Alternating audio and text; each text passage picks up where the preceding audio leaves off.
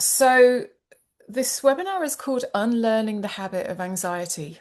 I'm going to explain a bit more about that in a moment, but I just want to introduce myself first of all, because whilst I recognize quite a lot of you, there are many that I don't recognize. So, my name is Ali Hazeltree. I'm going to say something that possibly might have half of you leaving the call immediately, but I'm going to risk it. Um, I am possibly the most effective coach, hypnotherapist, and meditation teacher that you've never heard of. I've spent the last decade or so living on a small island in Thailand, largely off the radar of social media, working with a community of people that have been dealing with every degree of difficulty and trauma that you can imagine, right across the spectrum of trauma. I've taught classes and workshops to over 10,000 people in the last 10 years. And I have an entire book of testimonials from people whose lives have genuinely transformed during working with me. And some of you might be sitting there thinking, she's either bragging or she's lying. And I won't try to persuade you out of your ideas. That's not a game that I choose to play. I'm not sharing that to impress you, but to let you know that what I'm going to share today is not theoretical. It comes from 15 years of deep study and over a decade of guiding real people in real pain into enormous shifts that create freedom in their lives. And actually, firstly, if there is anyone here on the call today who knows or has benefited from my work, it'd be super helpful if you could just drop a little comment in the chat, just letting people know what your experience, there's a few people waving, letting people know what your experience of working with me has been like so that the newcomers don't think I'm completely insane.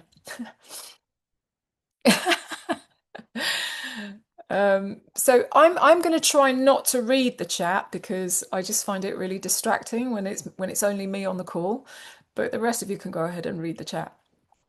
Um, Now, because I want to pack into this 90 minutes as much value, as much useful stuff as I possibly can, and there's already a lot that I won't be able to cover in that time, I'm not going to open up the chat for questions until the very end. So please don't be offended if I don't reply to anything that you write in the chat because I just won't have the time, okay? So the first thing I want to do is, before we get into anything else, I want to have us arrive here together in this container. Not just log on and immediately start receiving information, but actually land here in the space together, okay? So I'm going to guide you through something short, and all I really need is your willingness to follow along. Okay. So, firstly, I just invite you to get super comfortable wherever you're sitting. Like, really make yourself comfortable, preferably upright, but it's not a requirement. So, as you're settling your body into the chair here, just firstly start to notice your breath.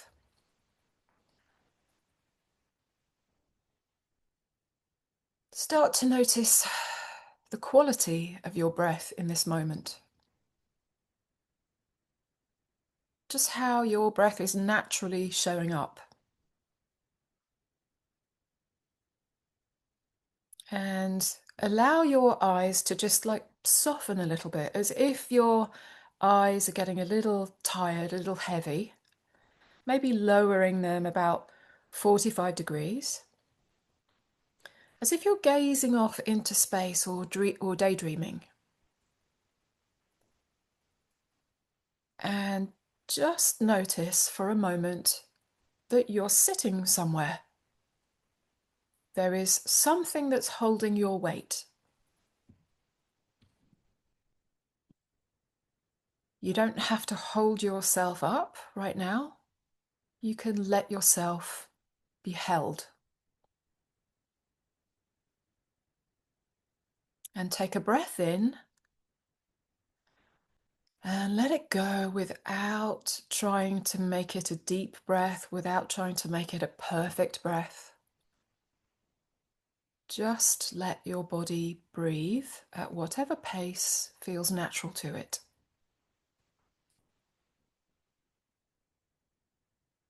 Your body has been doing this without any instruction from you your entire life.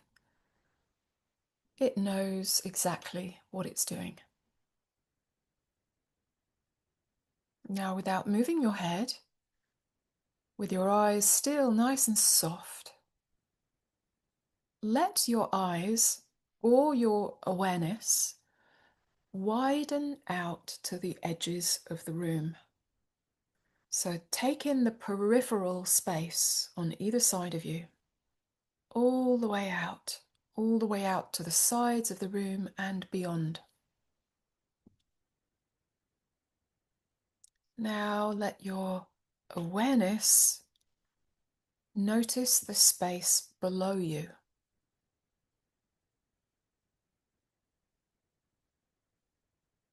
Notice the space above you.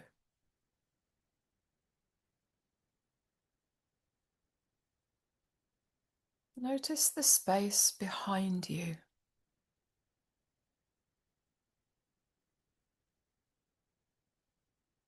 Notice the space in front of you. Stretching that awareness, that peripheral vision, all the way out into space.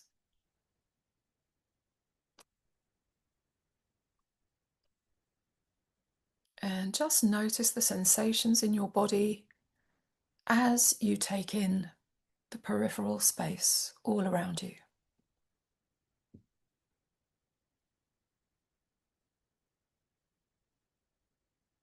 Allowing the body to keep breathing at its own pace.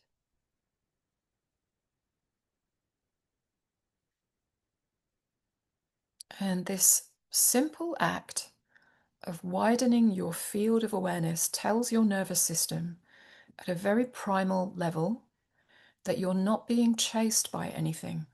There's no predator here.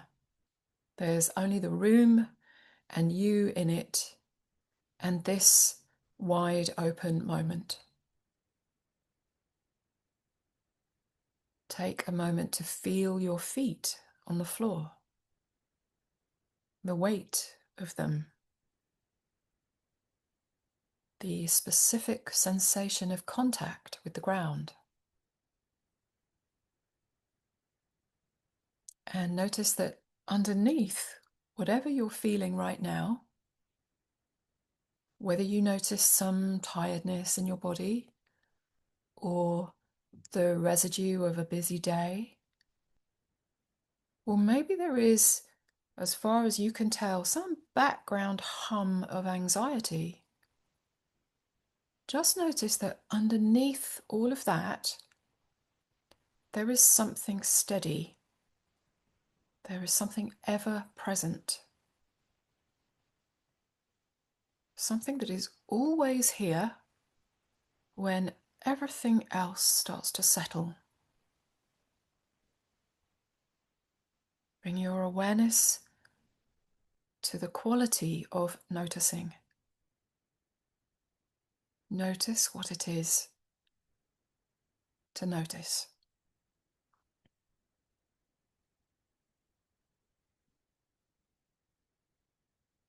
Take another big deep breath into the belly, and on the exhale, I'd like you to just make a gentle sound at the back of your throat like you're humming.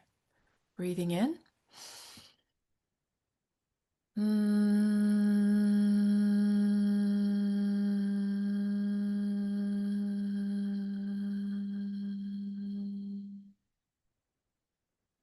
Okay, and that is where we're starting from. Now, something I want to say about nervous system regulation is that it is a problem-solving tool, right? And problem-solving tools are great for solving problems. When we have the tools to solve problems, then we have the courage to maybe explore other territories where problems might arise. But those tools are not in themselves new territory, and problem-solving tools also enable us to survive staying right where the problems always are. Okay. Now, this might make a bit more sense to you by the end of this webinar, but just allow that to sink in. So I want to share a little bit about my personal story. I'm going to speed up for this bit because I don't want to take up too much of the time, but I do feel it's a bit relevant to give you some background. Okay. Um, I suspect as well that my story is probably not unlike yours in some way. I had my first panic attack when I was in my early 20s. I think 21. It arrived with no warning and absolutely no context that made sense to me at the time. One moment I was fine, and the next minute I was completely convinced that I was dying. My heart was hammering, my chest started to constrict, my hands started pulsing, and it felt like I couldn't breathe, right? The world was like tilting sideways. And then when it eventually passed, because they always do, what followed was actually more damaging than the panic attack itself, which is the fear of the next one. Okay. And that fear became its own sort of governing logic in my life. I started managing my life around that fear without fully realizing that that's what I was doing. So I started avoiding certain situations. I got very good at scanning, scanning for early warning signs of a panic attack. I became hypervigilantly attuned to every little signal that my body sent me, right? Which sounds like it might be a gift, but when you're listening through a lens of anxiety, then every signal of the body starts to get interpreted as a threat. Okay. And so then I did what most of us do. I tried to fix it, right? I saw therapists of all different kinds. I did a lot of deep trauma work. I had come from a background of trauma. I tried medication at certain points, and some of those things brought some relief at different times for different reasons, right? But underneath it all, the thing that none of that really addressed was something that I wouldn't have been able to articulate back then. And that was that I had organized an entire identity around being someone who had anxiety, right? The anxiety wasn't, as far as I was concerned, something that occasionally visited me. It was in some unexamined way who I thought I was, right? And then in my mid 30s, I developed a chronic pain condition, maybe my early 30s actually. And if panic attacks had felt like a crisis, then chronic pain started to feel like I was just under siege. Because with a panic attack, you at least get some reprieve. But with chronic pain, the thing is just always there. And all of the kind of anxiety tools that I'd accumulated were absolutely useless in the face of something that wasn't going away, right? And that pain, as brutal as it was, ended up being one of the most important teachers of my life because it eventually forced me to stop trying to manage my experience and start actually being curious about it. And that shift from manager to explorer, from someone controlling their inner life all the time to someone actually just living life, is really what this entire webinar is about, right? Now, I'm not going to sit here and tell you that I never experience anxiety because that's not honest, and honesty is the only currency that matters in a conversation like this one. I also don't think it's possible for humans to be anxiety free, right? It's just part of the human experience. What I can tell you is that my relationship to anxiety is almost unrecognizable from what it used to be. And that change didn't come from getting better at techniques. It came from understanding something way more fundamental about the nature of thought and about the identity that I had carefully built around struggling. Okay. So that's where I'm coming from. And everything I'm about to share with you today comes from a combination of my own lived experience and about 12 or 13 years of working with people in exactly the place that you might be in right now. Okay. Let's talk about the brain. Your brain, some of you may already know this, some of you may be fluent in this already, in fact, but it's worth repeating for those that aren't so aware. Your brain is a prediction machine. It's a prediction machine, okay? It's not a camera recording reality. And this prediction machine that is locked inside this dark box, right, is constructing your experience of reality in every given moment. It doesn't work like a camera, right, your brain. Instead, it constructs a version of reality based on sensory data that's coming in through your five senses and all of your prior experiences, what we call your conditioning, right? And it's continually receiving massive amounts of very ambiguous data through your senses that it must interpret to ensure your survival, right? The survival of the organism. And this interpretation that the brain is doing relies super heavily on your memory. And it enables the brain to predict the best course of action for you in the next moment, right? And this process it literally involves guessing what might happen next based on past situations, leading to the construction of your emotions and your experiences, right? So emotions are not things that happen to you, they are something that the brain constructs. Now, specific contexts and internal states like anxiety or fatigue, for example, drastically distort your perception of reality. So, for instance, a pounding heart may indicate fear in one context, like, if you're standing in a queue, right, to get on a roller coaster, or a pounding heart may indicate excitement in another context. The interpretation of the pounding heart is dependent upon what the brain has previously learned and what it decides it prefers and doesn't prefer as an experience, right? So to say that we're observing reality is actually an illusion. It's a complete illusion. What we experience is a combination of external stimuli and internal brain processing. And the predicted outcomes then shape our perceptions of ourselves, of other people, and of the world. Okay. And it's happening below your conscious awareness. This is what's really important to understand. So, that compulsive rehearsal repetition of imagined outcomes is what anxiety actually is, right? It can show up as a racing heart, a tight chest, that kind of low background hum of unease, which is what I used to feel. Every morning I woke up with this heaviness in my chest and a low hum of unease, a sense that there was something wrong, right? It can also show up as something a bit more disguised, like digestive problems, for example, poor sleep, difficulty concentrating. And in each case, the underlying mechanism is the same. The brain's threat detection system has basically gotten stuck on repeat. So the brain also has a remarkable ability to anticipate sensory experiences before they arrive. Okay. And this is a little bit counterintuitive to us.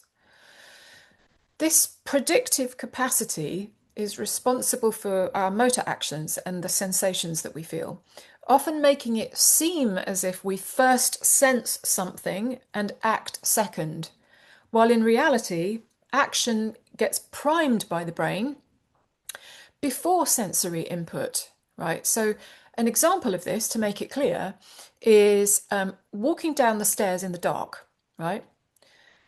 Your brain is predicting you stepping down onto another step, and your foot prepares for impact before the contact actually happens. And if the step is missing, you get that horrible stomach lurching, sinking feeling in your stomach, right? Because the step's not there. Why is this happening? Because your body has already predicted the expected sensory feedback from the step, the pressure, the balance, the muscle tension. And when reality violated the prediction, the step's not there, then the correction signal, the lurching stomach, feels really dramatic and unsettling and then can trigger off, a sense of anxiety. So these misguided and distorted predictions can lead to what we call errors in your perception and therefore errors in your actions. However, the good news, the really, really good news is that the brain has capacity to learn and update its predictions based on new information, which is crucial for our survival, right? This adaptability of the brain, it's called neuroplasticity, allows for the possibility of changing future predictions by cultivating deliberately and intentionally cultivating new experiences, right? That we sometimes call them pattern interrupts. You may have heard this word, this term. So by acknowledging our ability to influence our brain's predictions, we're opening the door to much greater agency over our experiences, over our behaviors, and that leads to a real transformation in how we view the world and view ourselves and other people. Okay. So this brings me on to a little bit more detail about what anxiety actually is. And this is from the latest neuroscience. Obviously, things are being updated at quite a rapid pace, but this is what we know so far. It sounds a little simple, but tends to land quite differently once you really sit with it. And that is that anxiety is not a malfunction, right? It's not evidence that something is broken in you or that your nervous system is defective in some way or that you drew some particularly unfortunate hand in the genetic lottery. Okay. Anxiety is simply something that your brain learned to do. And like everything that the brain learns, it learned it because at some point it seemed to be working, right? There is a brilliant psychiatrist and neuroscientist called Judson Brewer. He's done some of the most useful work on this. And the basic mechanism is straightforward once you see it. Okay, the brain runs on a very old reward system. And the system is trigger, behavior, result. Okay, so I'll break it down. An uncomfortable feeling arises, right? The trigger. The mind starts to worry. That's the behavior. And the result is this brief, illusory sense of control, right? The sensation of doing something when everything feels uncertain around you. Even if the worrying solves nothing in material reality, even if the worrying actively makes things worse, the brain actually registers the worrying as preferable to just sitting with the raw discomfort of not knowing. So it does it again and again and again. And the brain then files that away as a successful strategy. Okay. So the behavior the brain is reinforcing is the worry itself, the rumination, the scanning for threat. Because to the brain, that vigilance, right, that scanning feels productive to the brain. It's like you're doing something about the problem. So your brain gets a hit of the illusion of control. And that hit, however thin, however flimsy and unsatisfying, is enough to keep that prediction loop going, right? This is why people who consider themselves very self-aware or very committed to their own growth, and people who can sound very psychologically literate can still find themselves completely in the grip of anxiety. Because awareness alone doesn't always break the loop. Sometimes it does, but not always. Because the loop itself is perfectly capable of like absorbing your awareness into itself. So, for example, you can watch yourself being anxious with tremendous sophistication, and the anxiety carries on regardless, because watching it from a place of concern or from a place of lack or from a desire to fix it is still feeding it. And most importantly, it's still reinforcing the notion that it is a problem. Okay. I want to let that land in you. It's reinforcing the notion that it is a problem.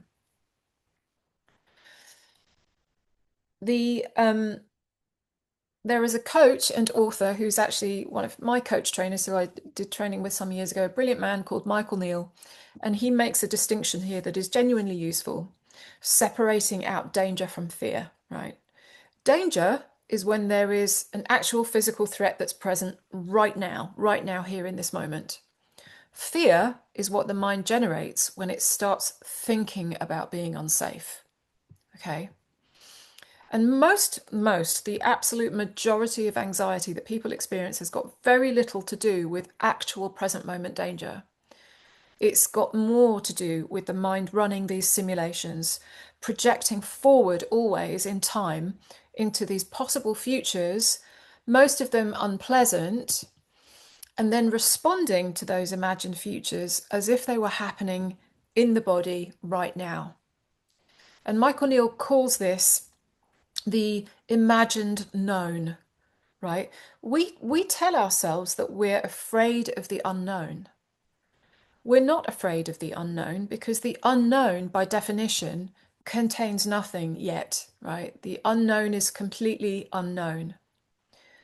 What we're afraid of is the imagined known. So we fill the uncertainty of the future with our own worst case simulations, and then we feel afraid of those simulations, right? Not of the unknown itself. The unknown itself is a place of pure possibility and potential, right? So, what the body is actually doing, I want to be careful here because everything I've just said can sound dismissive if you're really suffering with anxiety, right? As if I'm suggesting that anxiety is just made up and that you should simply think differently. And that's not what I'm saying. And it's important that I'm precise about this, right? When anxious thought triggers the threat response, real chemistry happens in the body. Cortisol, adrenaline, it's a cascade of biological events that are genuinely physical and genuinely uncomfortable. And in the case of people who've been running anxiety patterns for years, it's genuinely exhausting, right? This chronic activation of the stress response has very real consequences on the immune system, on the digestive system, and on the way the brain itself begins to organize around the expectation of threat. But here's what another brilliant neuroscientist called Jill Bolte Taylor observed about the lifespan of an emotional spike. Right, the biochemical surge of an intense emotional response lasts approximately 90 seconds in the body. 90 seconds from the trigger to the point where the chemistry has actually flushed through, right? What extends it beyond those 90 seconds is not the original trigger. It's the continuation of the thinking that caused the trigger in the first place. So it's like we're relighting the fire with every new thought that feeds the original story. Okay. Now, this applies to cravings as well. This is helpful to think about in terms of the addictions that we have to things. Okay. If you think about a time that you had a craving for something, certainly it can feel very intense, in the body. However, it's not a permanent wall of experience, right? It's actually more like a wave that rises and peaks and then naturally falls. And every single craving and every single compulsion and every experience of anxiety that you've ever had has ended because everything ends. Everything is impermanent. Thank God, right? So the question isn't like how to stop the 90-second response from happening, because that response is your biology doing exactly what it evolved to do.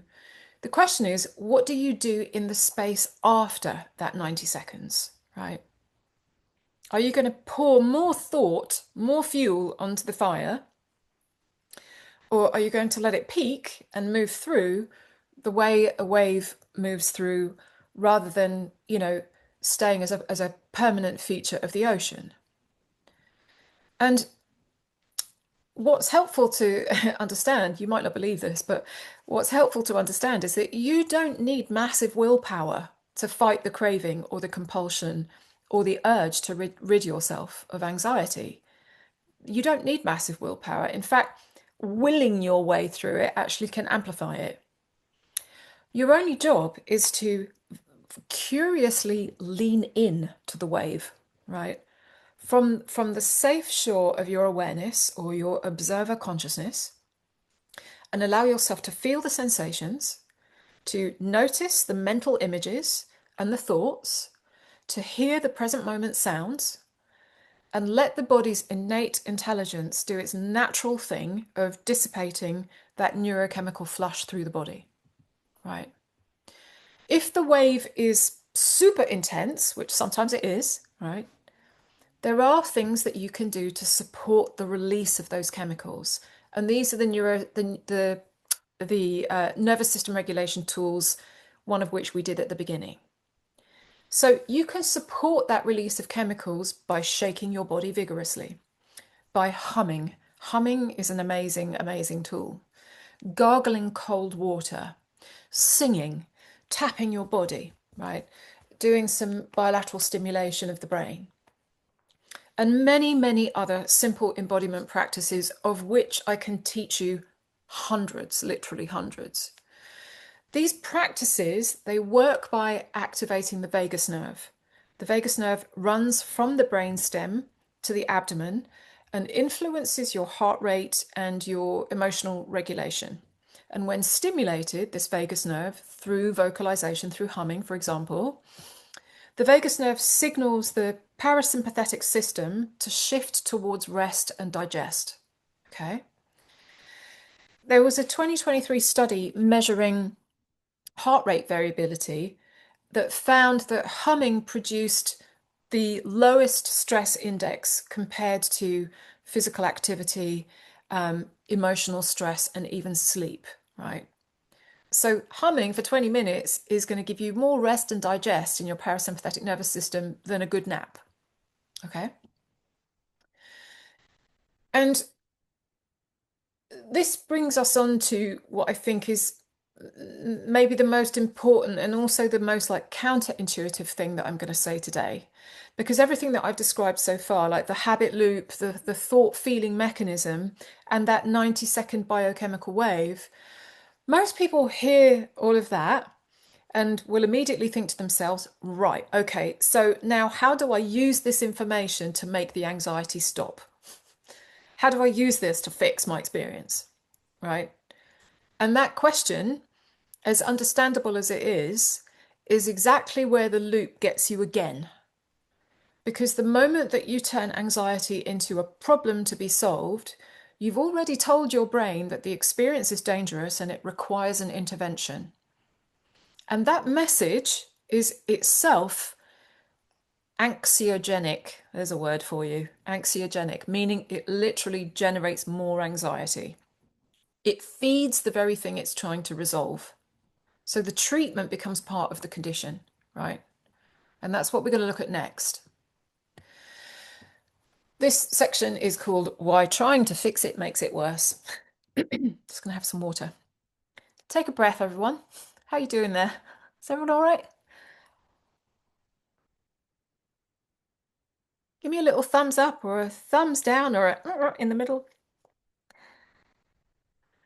Okay, good. So, why trying to fix it makes it worse? We human beings are living in the most therapeutically literate generation in human history, right?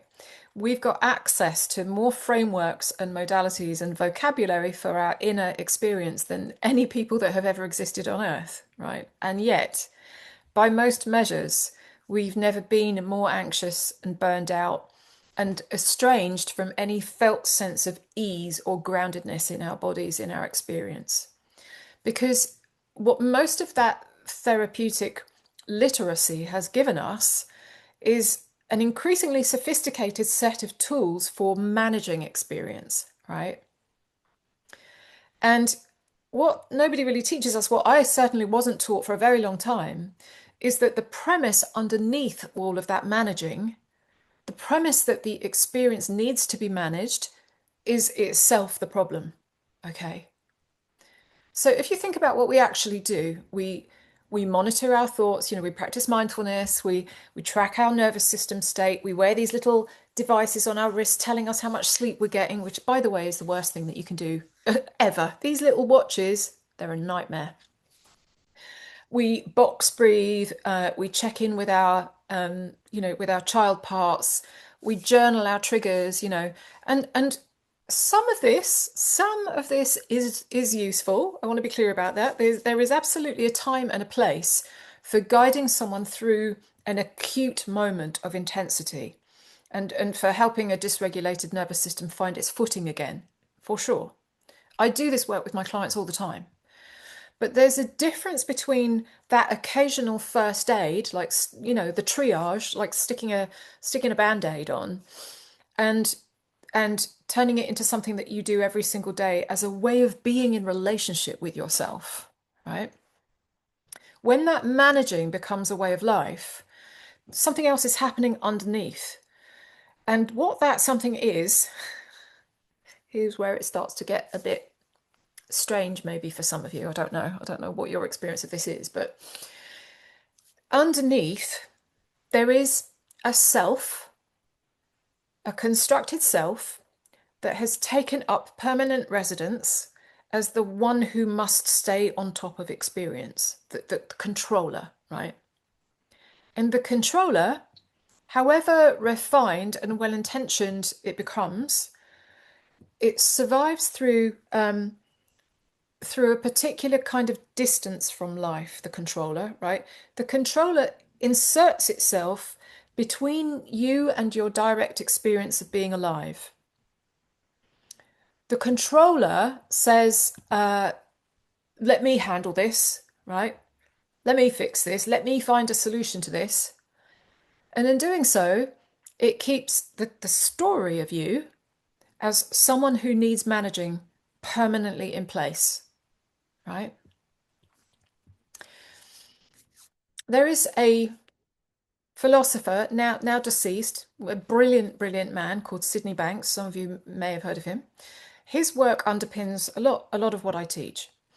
And he said something years ago that has always stayed with me. It's maybe my favorite quote of his. He said, if the only thing that people learned was not to be afraid of their experience, that alone would change the world. And he was spot on. He was spot on about that.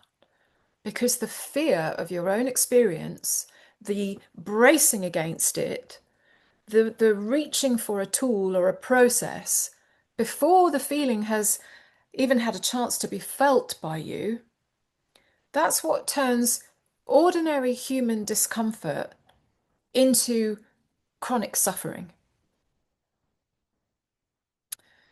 So this leads me into the tricky area, which is identity. There's a layer to all of this that goes deeper than the neuroscience, deeper than habits. It's the layer that most approaches to anxiety don't really touch. And I want to name it carefully because it can be easy to hear it as a criticism, and it isn't meant as a criticism. When you've been anxious for long enough, anxiety stops being something happening in you, an experience happening in you, and starts being something that you are, right? I am an anxious person. It becomes woven into how you understand yourself. You're the person who worries. You're the person who overthinks, who needs to prepare more than others. You're the one that can't relax the way that other people seem to relax. And that identity, that constructed identity, the story of being someone with anxiety starts to carry its own hidden logic and its own patterns and its own payoffs. It has its own reasons for staying in place. Now, I'm not suggesting that you chose that that identity. You didn't choose it, right? I'm not saying that you consciously want to suffer. But I am saying that the brain is extraordinarily good at organizing itself around a familiar sense of self, even when that self is uncomfortable. Because familiar is predictable, and predictable feels safe to the brain. Better the devil you know, as the saying goes. And your nervous system has been living with this particular devil for so long that, it starts to feel like who you are. And what this means in practice is that people can spend years doing genuinely good therapeutic work and still find themselves back at the same place because they've been working on the anxiety without ever examining the identity that has formed around it. They've gotten very skilled at being a person who works on their anxiety, which is a very different thing from no longer being organized around it at all. Right. I had a client who came to me after living with severe body dysmorphia, right, since the age of 11. She then went on to develop anorexia that nearly killed her. She'd spent decades in various forms of treatment, and she was genuinely motivated, and she was very insightful. She was genuinely committed to getting better. But the suffering had been present for her for so long. The suffering was so total that it had sort of become the ground that she stood on. Her entire sense of self had formed in relationship to this suffering self. And the shift that happened for her in our work together, it wasn't due to any techniques or coping strategies. It was a fundamental shift that happened because she began to really see, that the story she'd been living inside, the story about her body, the story about what it meant about her, about what other people saw when they looked at her, it was a complete fabrication. It was a construction, not a fact. Right? It was a sequence of thoughts that had been repeated so many times and believed so completely that it had calcified into what felt like her, right? And when she finally saw through to the nature of that, when the penny dropped at a level below the intellectual, the suffering collapsed because that ground it had been standing on turned out to not be ground at all, right? She is recovered now. She's thriving. She's happy for the first time since she was a child. And what struck her as most surprising in the work, as I was midwifing this process through her, was that nothing outside changed, right? The mirror still showed her the same reflection. The world around her was the same. What changed was her relationship to the story that she'd been mistaking for the truth about herself, right? So I'm just checking the time. So here's the thing about therapeutic literacy that the wellness industry has like zero incentive to tell you. It is entirely possible to become a very sophisticated sufferer, right? To know about your attachment style, to know all about your nervous system type and your Enneagram and your trauma history and the specific like somatic ways that your body responds to things, and to use all of that knowledge to maintain a refined relationship with your dysfunction rather than to actually move through it and out the other side into liberation. And that map of who you are, becomes so detailed and so interesting that you forget that it was only ever supposed to help you move through the territory, not to become a permanent place for you to live. And the hard truth, and I say this as someone who spent years doing exactly this, is that like facing your feelings is not the same as being free from the one who is facing them. I'll say that again because sometimes it can be a bit weird for people. Facing your feelings is not the same as being free from the one who is facing them. Okay. Most people never see the difference, and most therapeutic approaches don't ask you to, right? You turn toward the feeling, you breathe into it and process it and integrate it, and the feeling might soften a bit, it might shift or become more workable for you. But the self that is doing all of that turning toward, all of that processing and integrating, that self stays firmly in place. And as long as that self stays in place, the cycle keeps running, the predictive loop keeps going. So, what actually dissolves the loop? In my experience, both personally in my own life and with countless clients over the last 10 years, what dissolves the loop is not facing the feeling more skillfully, although I absolutely do teach clients how to do that when they're in an acute activation, and it matters, that work. But that's first aid, right? It's not freedom. What matters, the deeper shift, is loosening the grip of the identity structure who is doing the facing, right?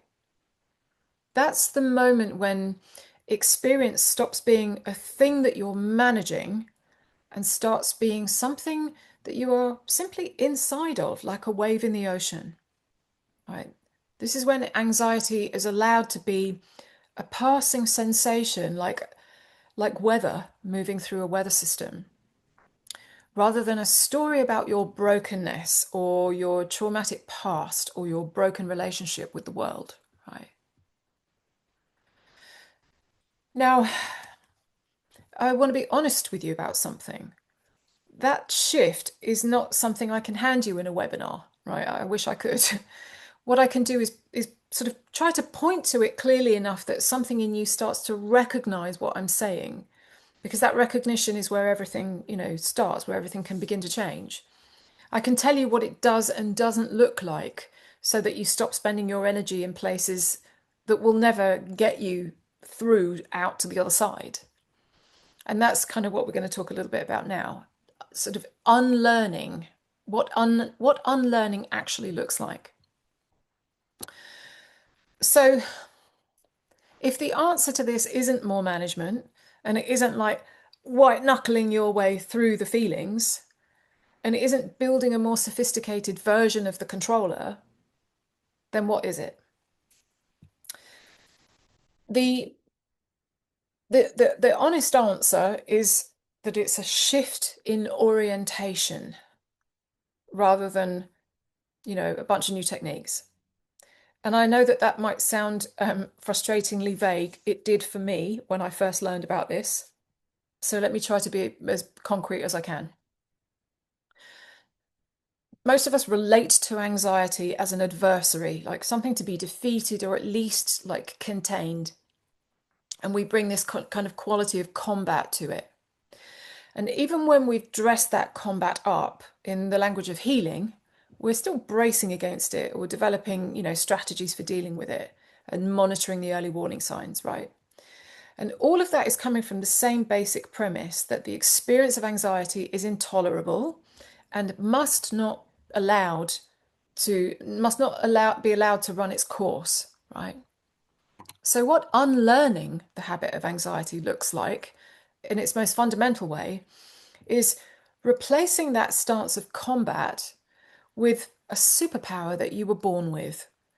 And that superpower is curiosity. It's not a forced positivity or telling yourself, that anxiety is actually fine and that you love it really. It's a genuine open interest in what is actually happening in your body mind right now without the overlay of what it means about you or what you need to do about it or how long it's going to last or what's going to happen in the future.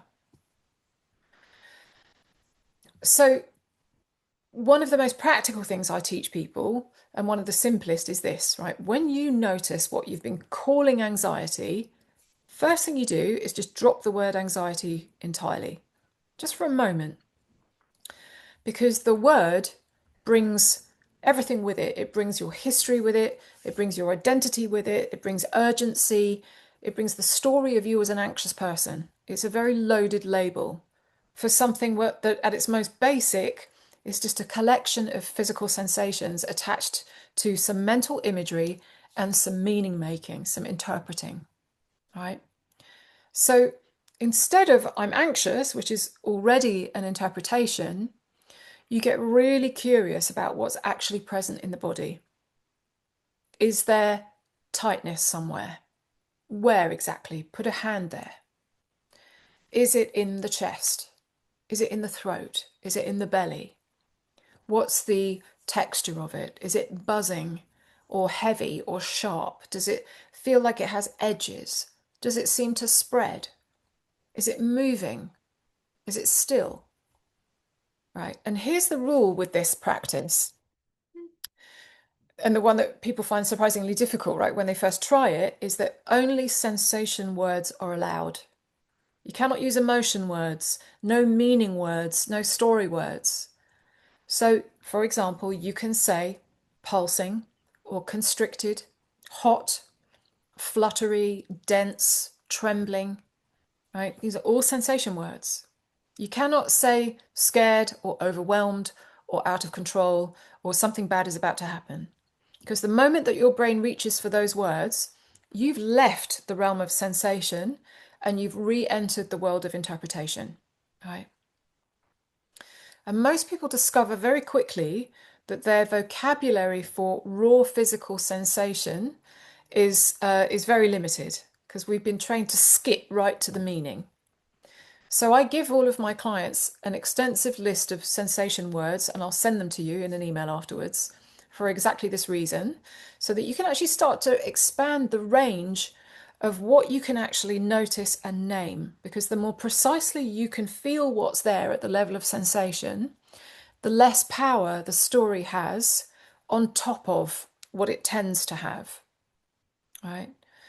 Now, this is not a disassociation technique, in fact. You're not trying to intellectualize your way out of the experience. You're actually moving closer to it. You're more directly in contact with the raw experience, but without the catastrophizing narrative running on top.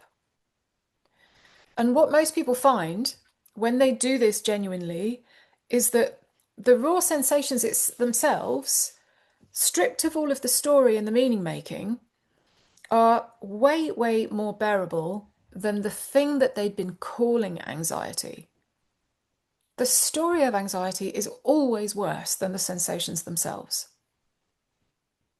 And that, that brings us back to the reminder of Jill Bolte Taylor's observation is that the surge only lasts 90 seconds, right? There's something else that's really important to say about this, because I think it's maybe a very underrated idea in the whole conversation of anxiety. And that is that we need to develop a relaxed and even light-hearted relationship with thought, right? Anxiety has a very serious relationship with itself. It takes itself enormously seriously. Every thought is urgent. Every sensation is significant. It's all deserving your immediate attention or your immediate action.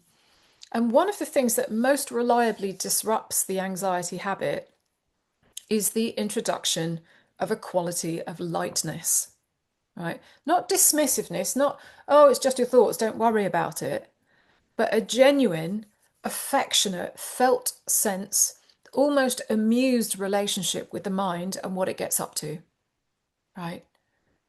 Your mind is generating thoughts constantly, thousands of them a day, the vast majority of which you never notice because they just float through without catching on anything, without snagging on anything. The thoughts that become anxiety are the ones that catch on a fear story that already has some roots in your memory, or on an identity story that is invested in a particular outcome, right? So when you start to see your mind doing this, really see it in action, there is something almost comic about it. It's a very elaborate and theatrical catastrophe that it constructs. And the certainty with which it presents these worst case simulations is comical, right?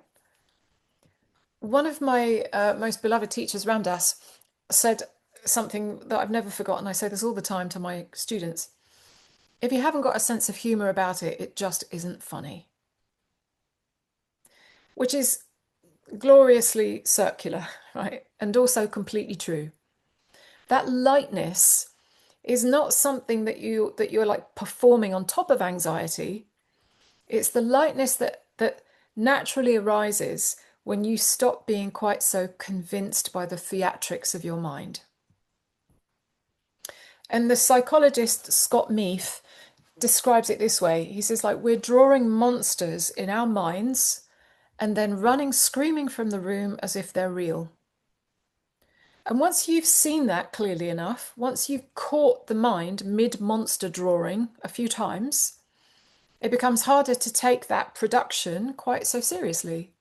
Right? The thoughts are still there, they'll still come, the sensations are still there. but they no longer have that same vice-like grip around you because you're not giving them your full serious attention, right? This is what Sydney Banks meant. Not that your experience will never be uncomfortable. It will if you're a human being. Discomfort is part of the deal, but you don't have to be afraid of it. And that shift from fear of experience to a curious, relaxed, light-hearted openness toward experience changes everything about how this loop runs, right? Because the loop runs on the fuel of your resistance. Take away the resistance, or even just like loosen it slightly, and you've changed the conditions that the habit needs to survive.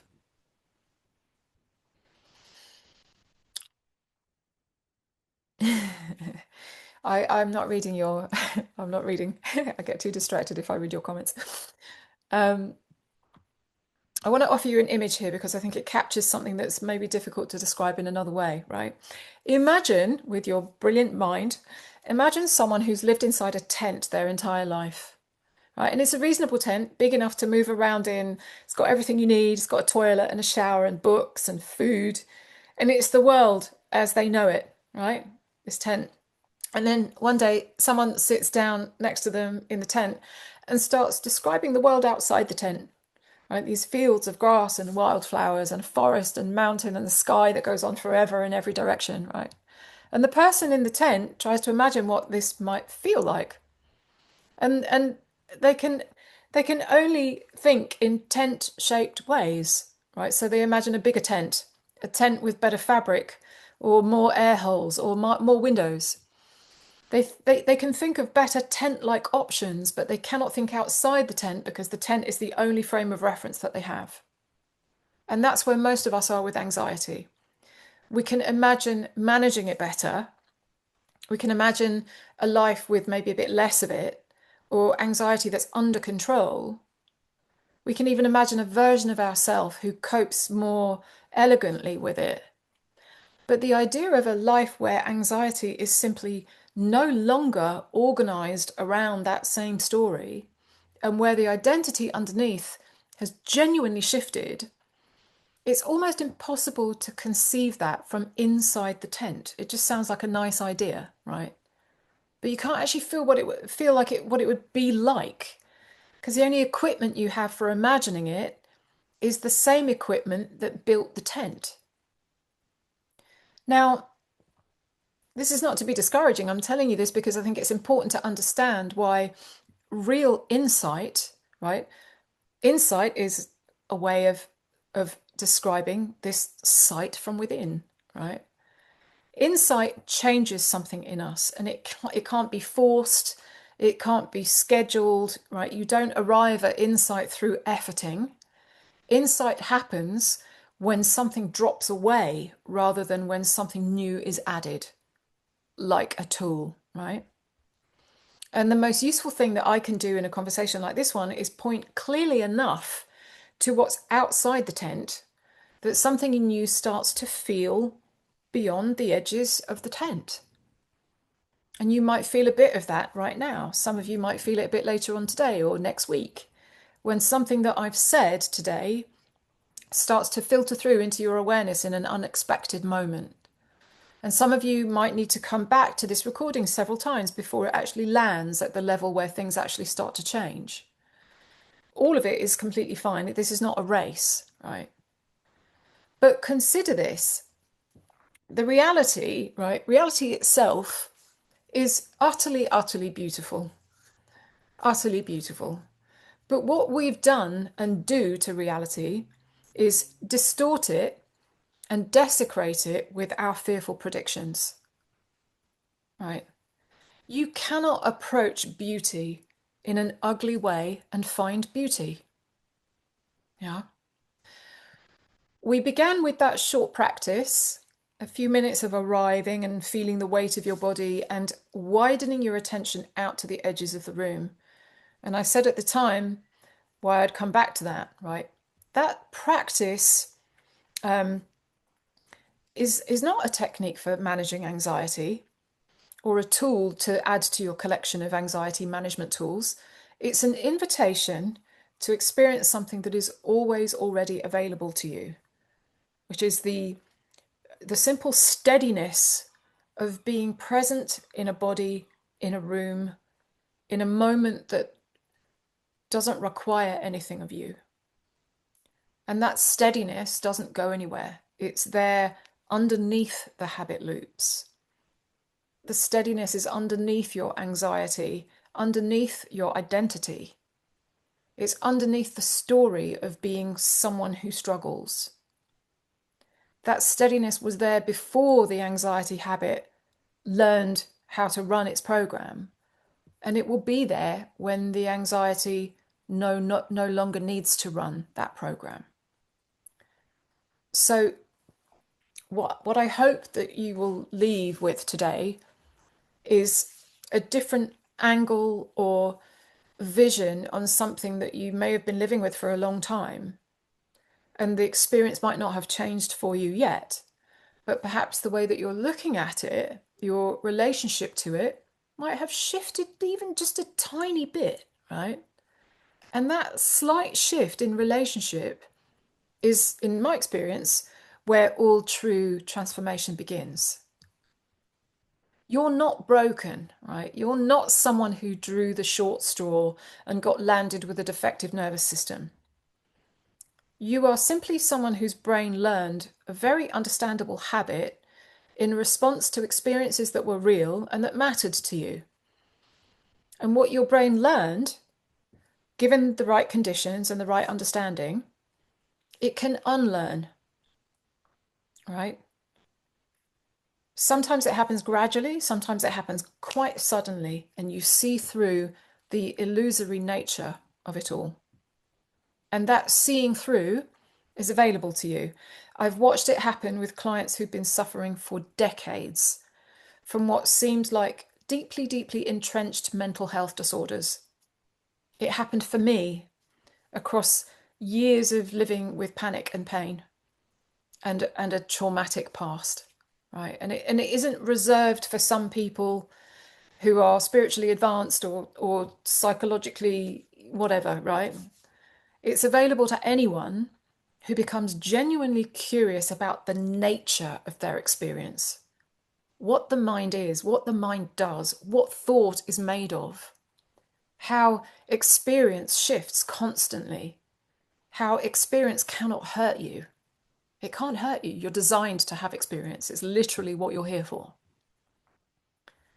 So I want to tell you what's available if you would like to take this further, because, you know, a 90-minute conversation can open a door. But it takes time and maybe personalized attention, you know, for this to kind of really shift. So I'm offering 2 ways to continue this work, and they're designed for different people at different stages. So I just want to describe them quickly so that you can feel which one may or may not be right for you. Option 1 is a group program that I'm going to run. I haven't decided when. It will be fairly soon. The group program will run probably over 6 weeks. Again, I'm in the process of devising it right now. And this is for people who learn well in a community and who want the support of other people going through the same reorientation of mind, and who are maybe drawn to the idea of connecting with others and being with people alongside them who are asking the same questions and, you know, having the same issues potentially. And in the program, we are going to go much, much deeper into everything that I've touched on today. The actual structure of the habit loops and how it works, the identity that gets formed around anxiety, what thought is, and the specific practice of learning to be in your experience without being consumed by it. And I do this through teaching, through guided practices. I teach you self-hypnosis tools. We do it through reflection and journaling and sometimes some breakout room exercises. And through that kind of conversation, it produces real insights, right? The ones that land below your intellectual level and actually start to change something in the unconscious mind. And that group container also offers something that one-to-one work can't quite replicate, which is that sort of recognition that comes from hearing someone else describe something that you thought was unique to you. And there's something genuinely therapeutic about that moment of like, oh, great, it's not just me going through this, right? It tends to loosen the story considerably.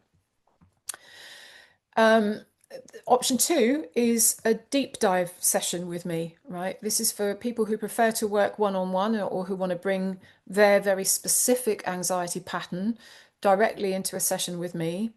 And that's a single 90-minute or 2 hour deep dive session.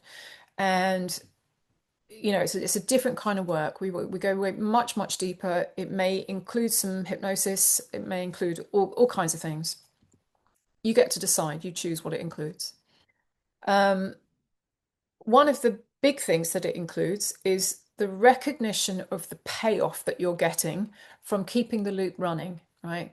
Because we're all getting payoffs all the time from these things that are running inside of us.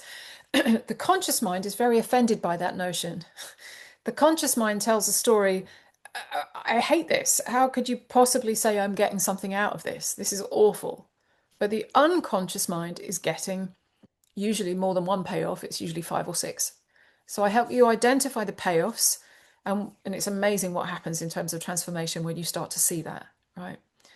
So most people that do these deep dive sessions with me feel a qualitatively different experience from any other kind of therapeutic work that they've done, right?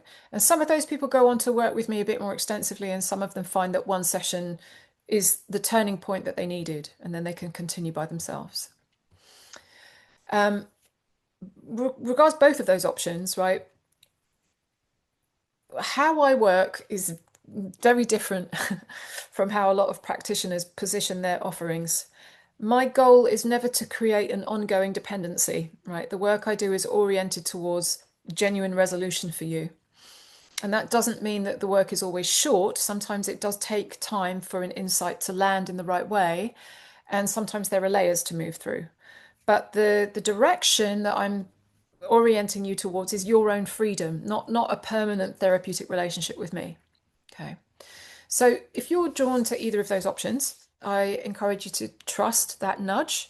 And if you're not ready yet, that's completely fine too. The door is open for whenever you are. I will send an email with all of the details, how to book, what's included, and the way to reach me directly. And if you have any questions before you decide, obviously you can reach out to me. I'm super grateful to you for joining me on this evening. Your time is genuinely important, and what's genuinely important to me is relieving the suffering of human beings. It matters enormously to me. It's what my whole life is geared around. So I hope that something in the last 90 minutes maybe have just turned a light on in you on something that you may have been carrying for a long time. So I think that's it, folks. I thought it was going to take a bit longer to get through all of that. I wonder if maybe I should open it up for some questions. Does anybody want to ask me a question? Anyone else? Who's feeling anxiety about asking a question? Any of that going on? Breathe. So thank you for joining me. I appreciate you. Especially if you've never encountered me before, if you don't know me from Adam, it's really brave of you just to turn up with some random stranger. I know what I'm doing. I wish for you the curiosity, right, to explore your mind in a deeper way. It totally transformed my life. Just that, just having some curiosity about it all. So I really wish that for you. All right, folks. Thanks so much. Trish, it's so nice to see you. I haven't seen you for years. Hey. So nice to see you. And all of the rest of you, all of the people that are in my groups. I run various groups online and there's quite a few of those people here as well. It's lovely. Thank you for supporting and showing up. It's really good to see you. Lucia, have you cut your hair off? Oh, it's gorgeous. All right. Nice to meet you all. Take care.